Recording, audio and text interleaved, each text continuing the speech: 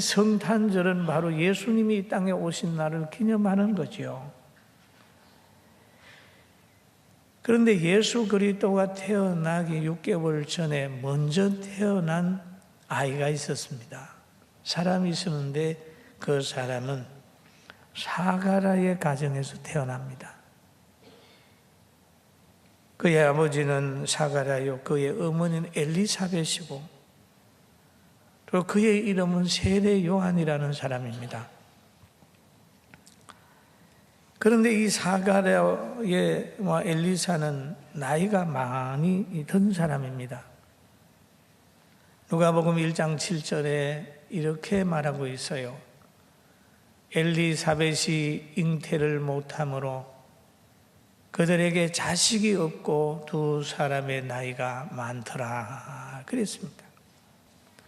여자로서의 아이를 가질 수 있는 기능이 없어져 버렸어요. 그런데 사가랴는 제사장이기 때문에 순서에 따라 분향을 하는 때가 됐습니다. 분향하러 이제 들어갔는데 향단 우편에 주의 사자가 나타났어요. 사가랴를 봤어요. 사가랴도 주의 천사를 봤어요. 사가랴가 무서워했습니다. 그러니 천사가 사가랴를 향하여 누가복음 1장 13절에 이렇게 얘기를 하죠. 사가랴여 무서워하지 말라. 너의 간구함이 들린지라 내 아내 엘리사벳이 내게 아들을 낳아주리니 그 이름을 요한이라 하라. 그런 얘기를 했죠.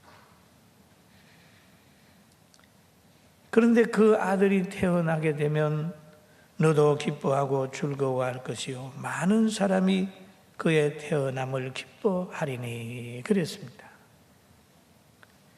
그런데 그 태어나는 아들은 독주와 포도주를 마시지 아니하며 그럽니다. 독주와 포도주를 마시지 아니하며 모태로부터 하나님의 영 성령이 충만한 사람이라. 그런데 그의 사역은 많은 이스라엘을 하나님께로 돌아오는 그런 사명을 가지고 태어난다라고 했습니다. 이 말을 들은 사가랴는 이렇게 얘기를 하지요. 18절에 보면 사가랴가 천사에게 이르되 내가 이것을 어떻게 알리요? 당신이 말하는 것을 내가 어떻게 알리요? 어떻게 믿을 수 있으리요? 그 말이죠. 내가 늙고 아내도 나이가 많으니이다. 아이를 가지려고 하면 남자의 기능도 정상이 돼야 되고 여자의 기능도 정상이 돼야 되는데 나도 늙었고 아내도 늙었는데 어떻게 아기를 가진단 말입니까? 그렇게 얘기를 하죠. 우리가 이 사람의 말을 들어보면 꼭 우리의 한 부분을 보는 것 같아요. 축복을 얘기하면 저는 복 받을 수 있는 그릇이 없는데요. 앞으로 잘 될 겁니다. 그러면 저는 잘 될 만한 그런 게 갖춰주지 않았어요.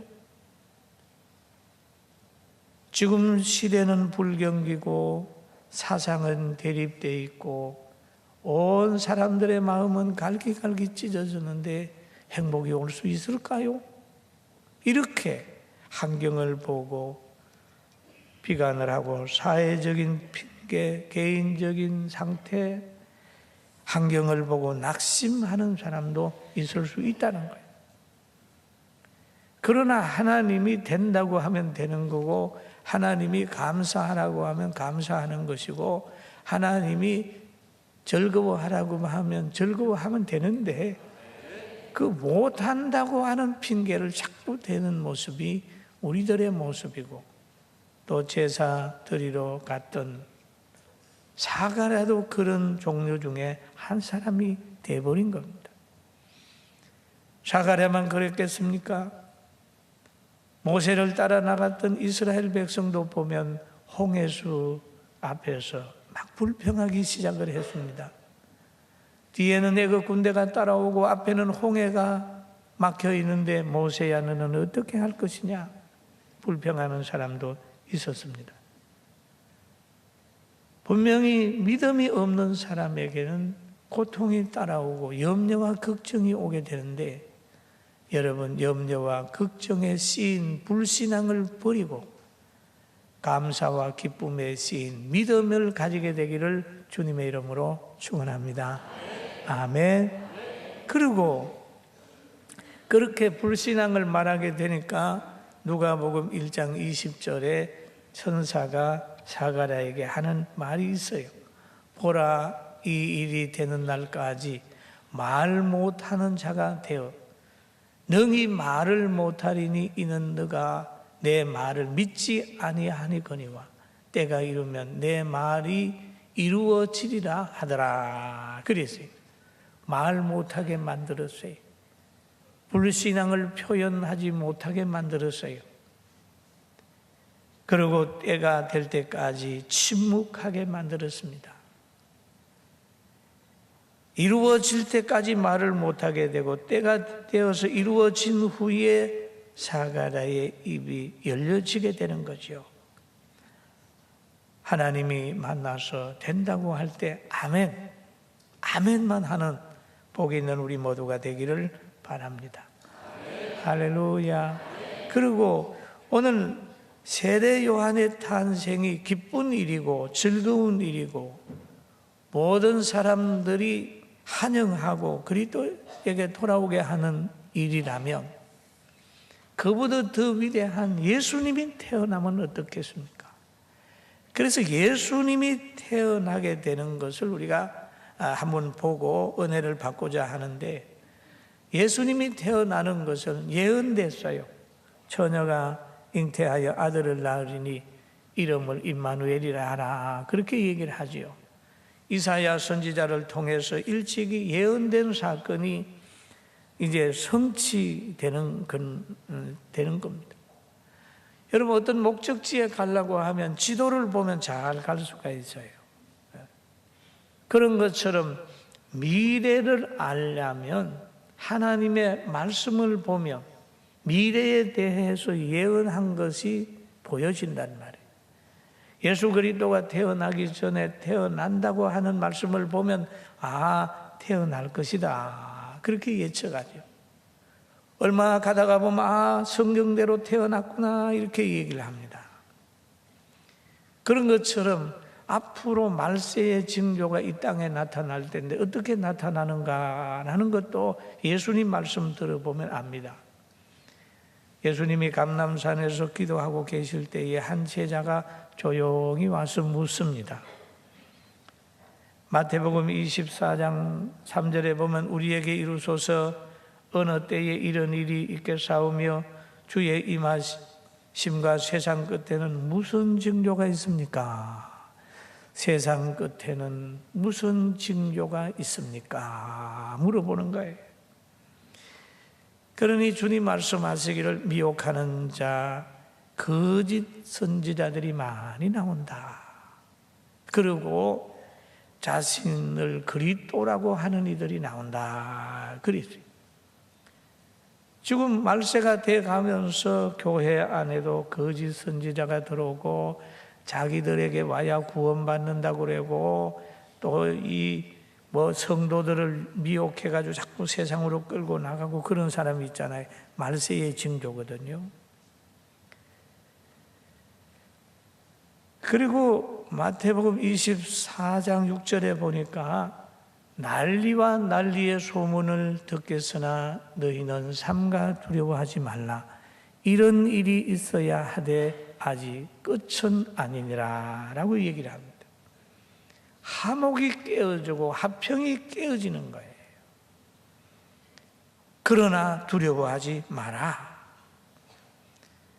또 7장에 7절에 와가지고는 민족이 민족을 나라가 나라를 대적하여 일어나겠고 곳곳에 기근과 지진이 있으리니 라고 말씀하셨어요. 민족이 화해를 하지 못합니다. 나라가 서로 화목하게 지나지 못하고 전쟁을 계속해서 준비를 하는 거예요.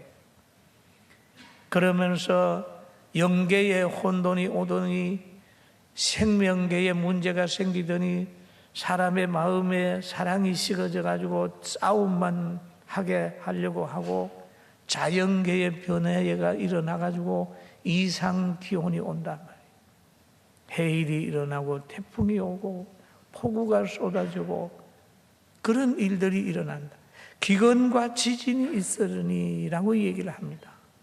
앞으로 말세가 되어가면서 이런 일이 점점점 많이 일어나고 있다. 이미 2000년 전에 주님께서 말세에 일어나는 일을 잘 예언하고 계십니다.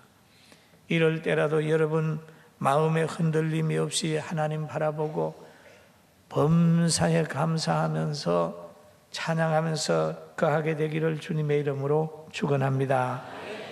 영계와 인간관계의 문제가 깨어지면서 영적인 사람이 순환을 당하게 되는 거죠. 바르게 살려는 사람들이 순환을 당하게 되는 겁니다. 순환을 당하는 거예요. 여러분, 우리는 멀리에서 고통당하는 사람들보다 가까운 녹선 철조망 넘어서 고통당하는 우리 민족을 보는 겁니다. 참 무자비하구나, 사랑이 없구나. 항상 지상낙원처럼 얘기를 하던 그들이, 인민이 가장 아름답다고 하는 그들이 자기의 권력 유지를 위해서 혈육관계도 또 그동안 충성했던 사람도 한 번에 짓밟는 모습을 보면서 이것이 바로 하나님을 없다고 하는 동물적 사고를 가지고 사는 사람들의 바로 결과다. 그렇게 보는 거죠. 우리가 세상에서 충성하고 많은 인정을 받는 것 중요하지만 하나님께 인정받고 하나님 말씀으로 무장하면 늘 가족을 사랑할 수 있고 미운 사람도 사랑할 수 있고 나와 맞지 않는 사람도 더불어 간용하면서 갈 수 있다는 것을 기억하면서 먼저 사람 할 수 있는 토양, 진리를 가지고 생명력을 가지게 되기를 주님의 이름으로 축원합니다. 할렐루야. 그리고 하나님이 선택한 사람을 우리가 또 볼 수가 있는 거지요. 하나님은 누가복음 1장 26절에 보니까 천사를 보내가지고 나사렛 동네에 사는 요셉과 정혼한 처녀 마리아를 찾아온 것입니다. 찾아왔어요. 그런데 여기에 보니까 갈리 나사렛이라고 동네 이름이 나와 있는데 이 나사렛은 좋은 동네가 아닙니다. 좀 후진 동네. 젊은 사람들이 서로 얘기하다가 그랬다고 그럽니다. 너 어디 사느냐? 그러니까 군포 산다. 그러니까 나는 강남 사는데 너 시골 산다. 그랬다는 거예요. 군포가 어때서 그래요? 할렐루야. 그러니까 사람은 큰 집에 살고 좋은 동네에 살면은 굉장히 출세한 것처럼 얘기를 하는데 하나님은 그렇게 안 봐줄 수도 있어요. 오늘 여기에 나사렛에 가브리엘 천사가 찾아왔어요. 그리고 다윗의 자손 요셉과 정혼한 마리아를 선택을 했습니다. 나사렛은 세상 눈으로 보면 좋은 동네가 아니라고 말합니다. 요한복음 1장 46절 한번 읽어봅니다. 시작. 나사렛에서 무슨 선한 것이 날 수 있느냐? 그런 얘기.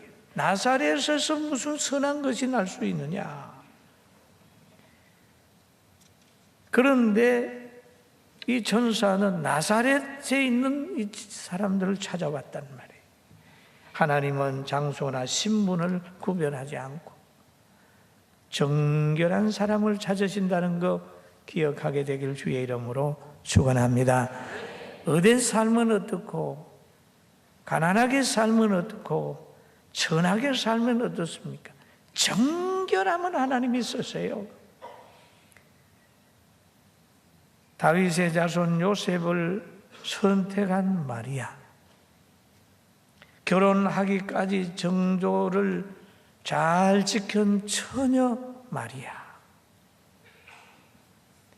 그에게 이제 천사가 이렇게 얘기를 하죠. 누가복음 1장에 보면 28절에 같이 한번 볼까요?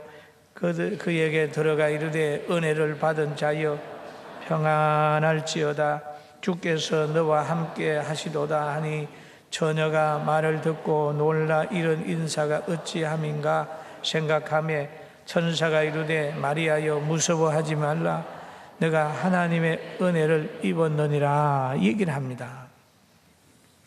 천사를 보고 무서워하는 거예요. 그런데 천사는 마리아에게 제일 먼저 평안을 빌고 있습니다. 두려워하지 마라 라고 했죠. 잉태를 예고받은 마리아는 두려워했어요. 인간은 자기 생각 밖에 어떤 현상이 일어나면 두려워하는 특징이 있습니다. 가브리엘 천사가 마리아가 가질 아이의 신분과 이름도 알려줬어요. 누가복음 1장 31절에 보니까 보라 처녀가 잉태하여 아들을 낳으리니 그 이름을 뭐라고 그랬지요? 예수라 하라. 그가 큰 자가 되고 지극히 높으신 이의 아들이라 일컬어질 것이요 주 하나님께서 그의 조상 다윗의 왕위를 그에게 주시리니 라고 했습니다. 그럼 태어난 그 아들은 뭐냐? 큰 자가 된다, 지극히 높으신 이의 아들이라 라고 말을 하고 있습니다. 그런데 그 왕위는 언제까지 가느냐? 영원무궁하리라 라고 얘기를 하죠. 영원무궁하리라.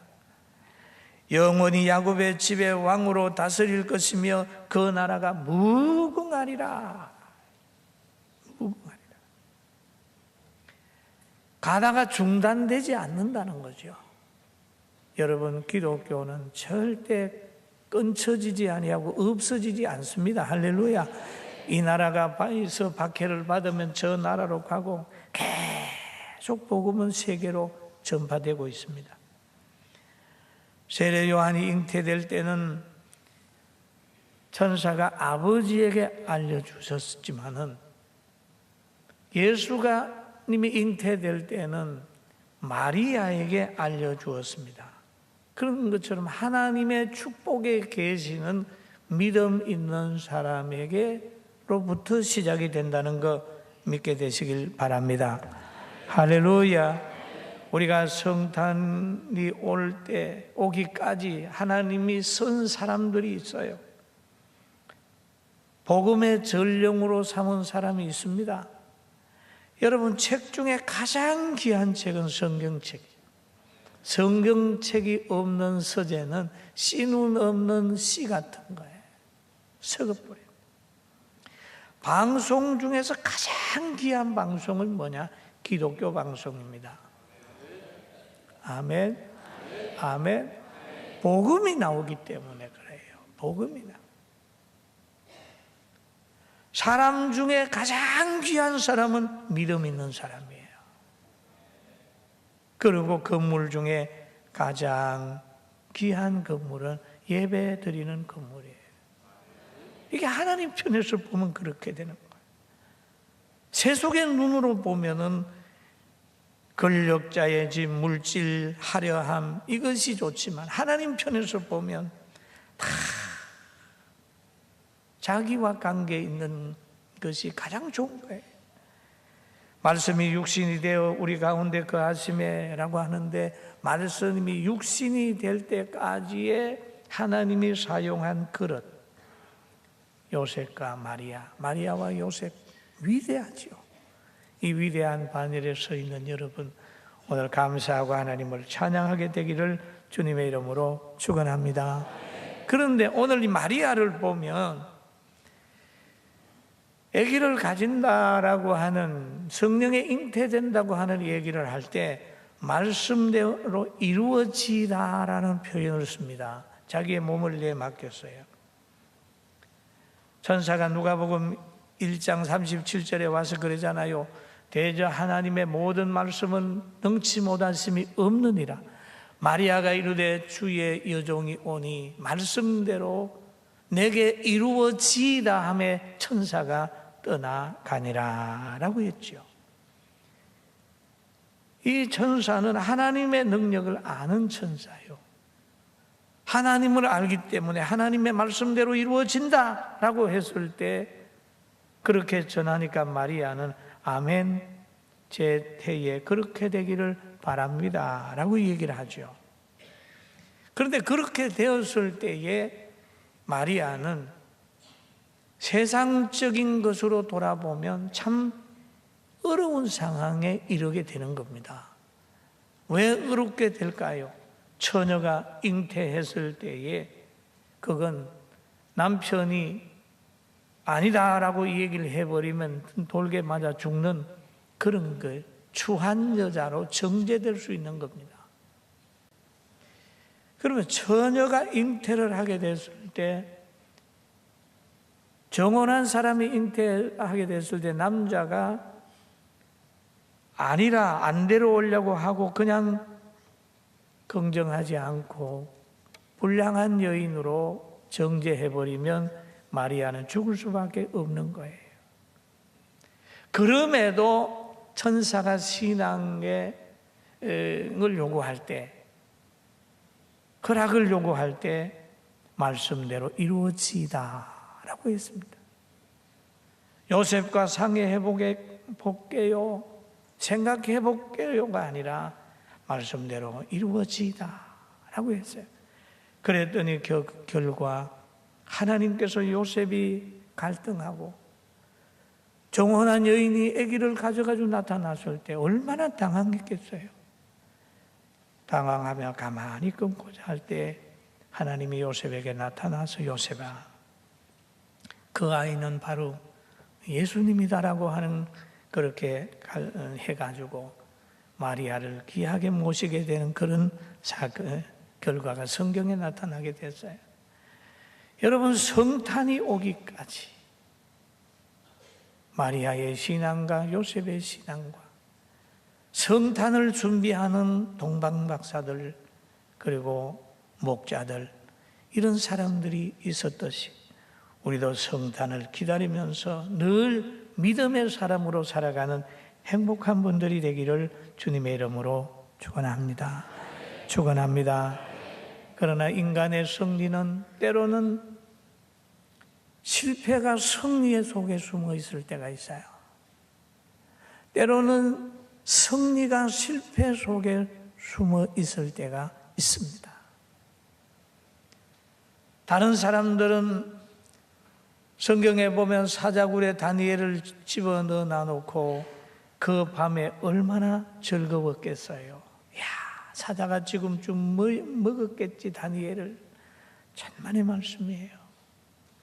자기들은 단 사자굴에 집어넣는 그 자체만으로 성공했다고 생각하는데 바로 그 자리는 다니엘의 성공 장소로 하나님이 바꿔주고, 빌라도 법정에서 예수님 마지막 때 보면은 법정에서 바나바가 노임을 받게 되고 예수님이 십자가형을 받아가지고 십자가 지고 갈 때 바나바가 승리하는 것처럼 보이고 반대자들이 승리하는 것처럼 보이지만 예수님이 십자가 지고 가는 그것은 바로 부활로 가는 길목이기 때문에 여러분, 환경에 푹 빠져 있지 말고 그 환경 속에서 하나님이 성공의 길을 열어준 것을 기억하면서 성탄을 준비하고 가슴 속이나 환경에 꼭꼭 매여 있고 짓눌려 있던 모든 것들을 떨쳐버리고 성탄에는 더 환하게 웃고 한 해를 기쁨으로 보내고 한 해를 소망 가운데 맞이하게 되기를 주님의 이름으로 축원합니다. 하나님이 여러분과 함께 계십니다. 함께 계십니다. 이것을 믿어야 됩니다.